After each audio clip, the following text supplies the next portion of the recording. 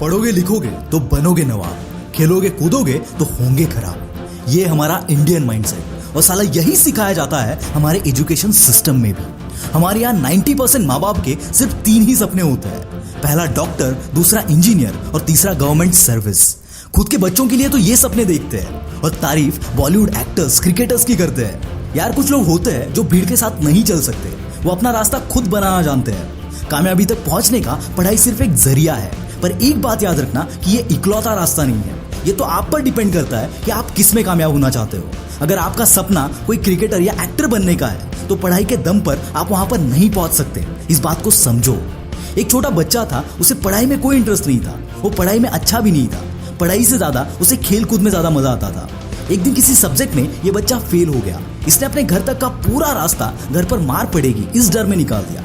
घर पर पहुंच के जब उसने अपने पापा को फेल होने की न्यूज दी तो उन्होंने पूछा कि बेटा तुम जिंदगी में करना क्या चाहते हो। इस बच्चे ने कहा कि पापा मैं खिलाड़ी बनना चाहता हूँ। आगे चल के ये बंदा स्पोर्ट्स में तो नहीं पर बॉलीवुड का खिलाड़ी जरूर बन गया, जिनको आज हम अक्षय कुमार के नाम से जानते हैं।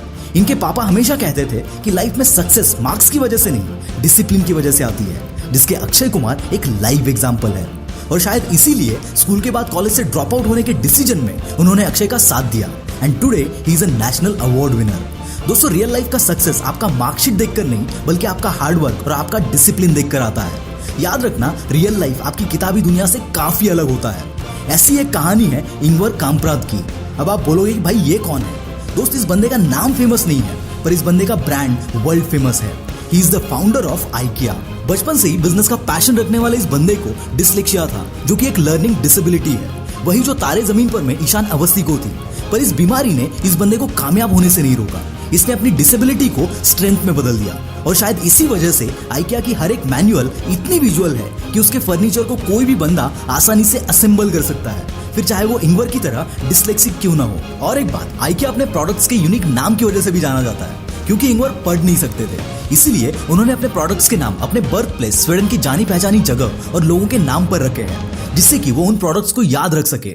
5 साल की उम्र में माचिस की तीली बेचकर शुरू हुई अपनी एंटरप्रेन्योरियल जर्नी में 17 साल की उम्र में पहला IKEA स्टोर खोलकर ये बंदा अपने लाइफ के एंड पर दुनिया का 8वां सबसे अमीर आदमी था। अगर इस बीमारी के साथ ये बंदा कर सकता है तो सोच तू क्या क्या कर सकता है। दोस्त, हर कोई मुंह में सोने का चम्मच लेके पैदा नहीं होता, पर अपनी औकात बदलने का मौका हर किसी को मिलता है। और ऐसी एक कहानी है इंडिया के सबसे पहले stand up comedian the very famous Johnny Lever की। ये सिर्फ 7वीं तक पढ़े हैं। अपने घर की फाइनेंशियल कंडीशन खराब होने की वजह से उन्हें स्कूल छोड़ के छोटे मोटे जॉब करने पड़े, जैसे कि रास्ते पर पेन बेचना, मुंबई की सड़कों पर बॉलीवुड एक्टर्स की मिमिक्री करना। हिंदुस्तान यूनिलीवर में काम करते वक्त एक कंपनी फंक्शन में उन्होंने सीनियर ऑफिसर्स की मिमिक्री की थी और तब से जॉनी जानू वाला बन गए जॉनी लीवर। और इसके बाद तो हम सभी को पता है कि एक वक्त था बॉलीवुड में जब जॉनी लीवर के बिना फिल्म्स नहीं बनती थी। दोस्तों, जो भी कामयाब बंदा आज आपको दिखता है वो अपनी मुसीबतों से लड़कर, अपनी हालातों से लड़कर वहां तक पहुंचा है।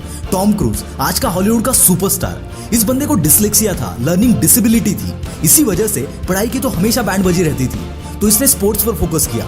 पर इंजुरी की वजह से बंदे को रेसलिंग टीम छोड़नी पड़ी और मिसबिहेवियर की वजह से फुटबॉल टीम भी। इन सब में फेल होने के बाद इसने अपना फोकस एक्टिंग पर लगाया और आज इसकी कामयाबी पूरी दुनिया जानती है। इसलिए जरूरी नहीं है कि आप एक चीज में फेल हो गए तो आप कुछ नहीं कर सकते। दूसरी ट्राई करो, तीसरी ट्राई करो, कहीं ना कहीं सक्सेस जरूर मिलेगा। आपने बीटल्स का नाम तो जरूर सुना होगा, एक टाइम का मोस्ट फेमस बैंड जिसके गाने आज भी सुने जाते हैं। उसके चारों मेंबर्स ने अपनी एजुकेशन भी पूरी नहीं की थी। ये किताबी जीनियस नहीं थे, ये म्यूजिकल जीनियस थे। पर क्या आप बिलीव करोगे कि ये म्यूजिकल जीनियस, ये म्यूजिकल लेजेंड्स म्यूजिकल शीट्स को भी नहीं पढ़ पाते थे, ना ही लिख पाते थे। इनको म्यूजिकल थ्योरी भी समझ में नहीं आती थी। इसके बावजूद इन चारों ने 2 बिलियंस के ऊपर एल्बम सेल किए हैं। इन स्टोरीज को सुनकर लगता है ना कि nothing is impossible, and trust me, it is 100% true. This is Mangesh from the will power star, signing off for the day. Bye bye.